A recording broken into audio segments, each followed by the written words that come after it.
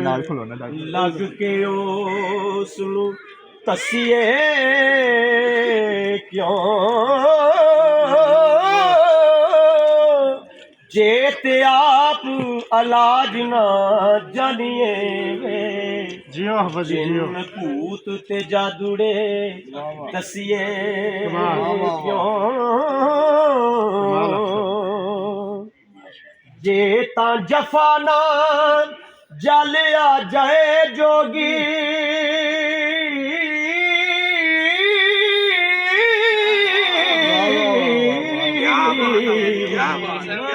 ਤੇ ਜੋਗ ਪੰਥ ਵਿੱਚ ਆ ਕੇ ਤਸੀਏ ਕਿਉਂ ਫਕਰ ਪਾਰੜੇ ਗੋਰੜੇ ਹੋ ਰਹੀ ਏ ਵਾਰੀ ਕੁੜੀ ਦੇ ਨਾਲ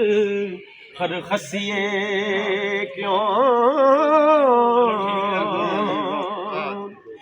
ਜੇ ਤੂੰ ਅੰਤਰੰਨਾ ਵੱਲੋਂ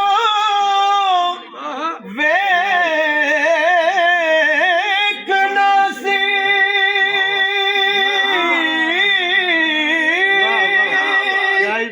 ਵਾਈ ਜੋ ਤੇਰੇ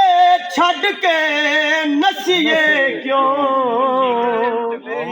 ਵਾਰਸ ਸ਼ਾਹ ਉਜਾੜ ਕੇ ਵਸਦਿਆਂ ਨੂੰ ਵਾਹ ਜੀ ਵਾਹ